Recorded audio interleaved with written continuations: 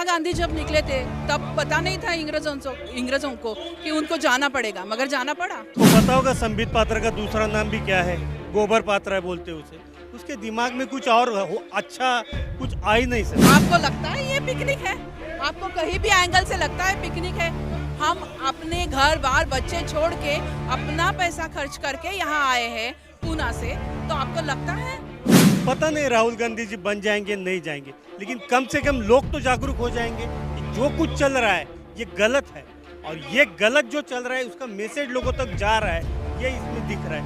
ये जो अभी हमारी जो सरकार है, इनका काम ये चल रहा है, वो दिखाते कुछ और है और करते कुछ और है। तोड़ फोड़ का पॉलिटिक्स मत करो, घर घर में झगड़ा मत करवाओ, आपकी वजह से घर घर में झगड़ा। आदाब, मेरा नाम बाबर है और अभी भारत जोड़ो यात्रा का 73वां दिन है और इसी बीच राहुल गांधी का जनसभा में लाखों की भीड़ आपको दिख रही होगी, हजारों की भीड़ दिख रही होगी जो उनको सुनने, उनको देखने और भारत जोड़ो को सपोर्ट करने के लिए आए हैं।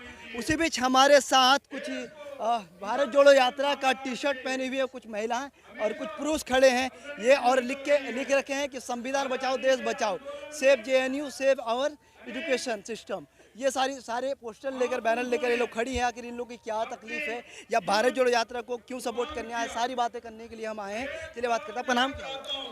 संगीता पाटने। ये बताइए कि आप लोगों ने ये बैनर लेके कि सत्य प्रेम करुणा की आंधी भारत जोड़ो राहुल गांधी, ये लेकर आने की क्या ज़रूरत पड़ गई आप लोगों को? ये ज़रूरत मुझे इसलिए पड़ी, मैं पूना से आई हूँ और मैं इसलिए आई हूँ कि राहुल गांधी सबको एक समझते हैं। वो किसी भी प्रकार की डिफ्रेंशिएट नहीं करते, किसी भी वजह से, जाति से नहीं, धर्म से नहीं, इंसान को इंसानियत की नज़र से देखते हैं, ना कि आदमी, औरत, जाति, धर्म, ये कुछ भी ऊंच नीच, ये कुछ भी ना मानते हुए उनको सबको एक करने का उनका प्रयास है। वो ये समझते हैं कि इंसानियत ज़रूरी है। ये जो जोड़ तोड़ का पॉलिटिक्स चल रहा है वो अच्छा नहीं है।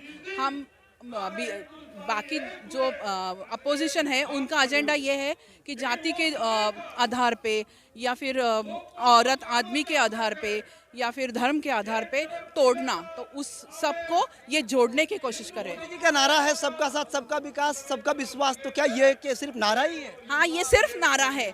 मोदी जी का बिल्कुल मोदी जी पे हमको बिल्कुल विश्वास नहीं रहा अभी, क्योंकि उन्होंने कहा था कुछ पैसे देंगे, ब्लैक मनी बाहर निकलेगा, ये होगा वो होगा। कहाँ गए वो वादे? कहाँ है रोजगार कहाँ है? बेरोजगार की वैसी है। ग्राउंड लेवल पे एजुकेशन का प्रॉब्लम है, वो वैसे के वैसा ही है। कहाँ उन्होंने, और जाति धर्म का तो बहुत सारा उन्होंने घर घर में झगड़ा करवाया है।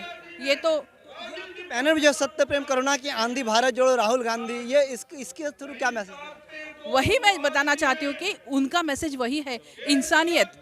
इंसान को इंसान समझो, ना कि आदमी, औरत, ना कि जाति, धर्म, सिर्फ इंसान को इंसान समझो।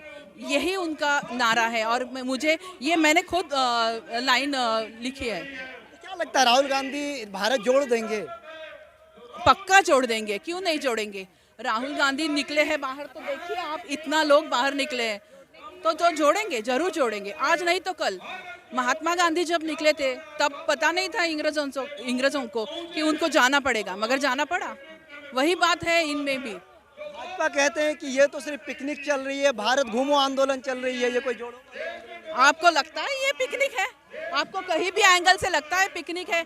हम अपने घर बार बच्चे छोड़ के अपना पैसा खर्च करके यहाँ आए हैं पूना से, तो आपको लगता है कि हम लोग ये कर रहे हैं, पिकनिक मना रहे हैं यहाँ पे? लगता है आपको?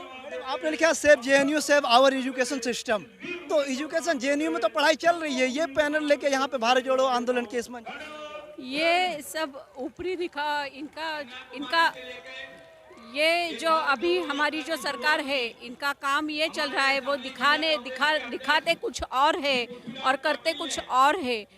आम जनता को किसी अलग बातों में उलझा देते हैं और जो उनका जो एजेंडा है कि आम लोगों को शिक्षा से वंचित करना, ये जो एजेंडा है वो एजेंडा लेके वो चल रहे हैं। उनको अभी सरकारी स्कूल बंद हो रहे हैं, सरकारी स्कूलों में जो आरक्षण देके जो लोगों को अच्छी शिक्षा मिल रही है, जैसे जेएनयू जैसी जो यूनिवर्सिटीज़ है, जेएनयू में खतरा है क्या आपके हिसाब से?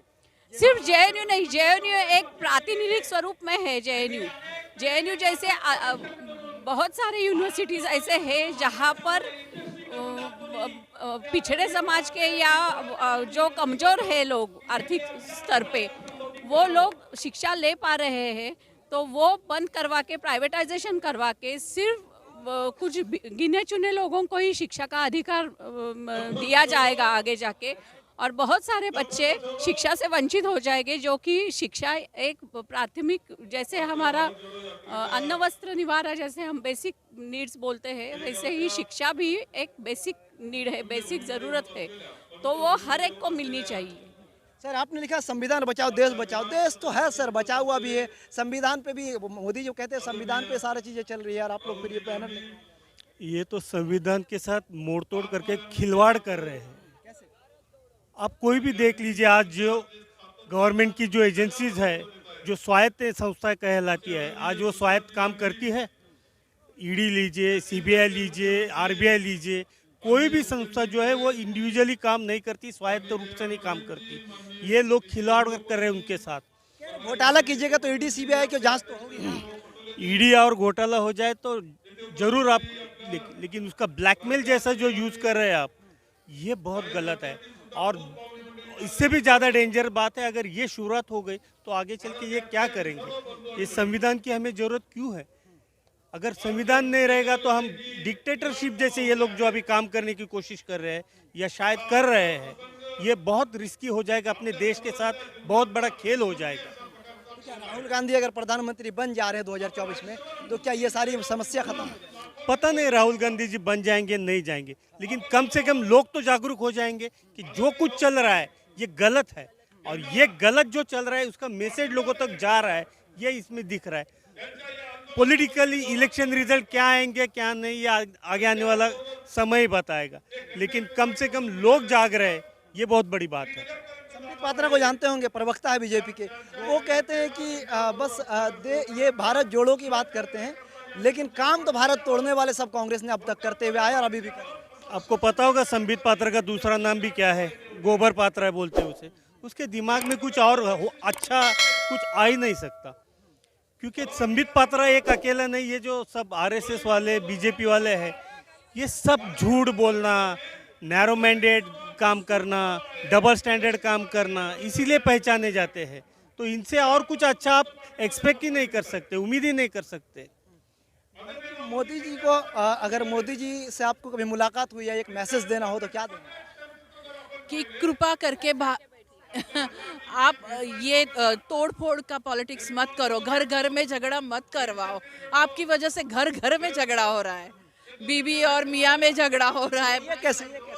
क्योंकि पार्टी में और विचारधारा में झगड़ा हो रहा है। किसी व्हाट्सएप यूनिवर्सिटी से लोगों को लगता है मोदी सच बोल रहे हैं, और जिसको व्हाट्सएप यूनिवर्सिटी से नहीं जाना है उसको पता है सच क्या है, तो घर घर में झगड़ा हो जाता है उसकी वजह से। इसलिए मुझे ये कहना है उनको कि प्लीज़ मोदी जी भारत मत तोड़ो।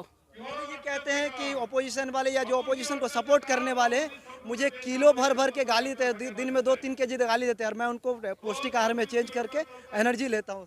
नहीं, हम लोगों ने कभी उनको गाली नहीं दी, ना कि देना है, क्योंकि कुछ भी हो जाए वो हमारे प्राइम मिनिस्टर है, तो उनको अदब से उनके लिए बात करनी चाहिए। वो हमको पता है, हम इतना तो ज़रूर जानते हैं, और राहुल गांधी जी भी जानते हैं। और राहुल गांधी जी को जो भी बुरा भला कहा हो, मगर उन्होंने कभी बुरा भला नहीं कहा, और हम भी नहीं कहना चाहते और गालियाँ नहीं देना चाहते, बल्कि हम हाथ जोड़ के उनको रिक्वेस्ट करना चाहते कि बस करो, अब आम जनता का भी थोड़ा तो सोचो। आप सब आपके अदानी अंबानी का सोचेंगे तो हमारा क्या होगा? यही बोल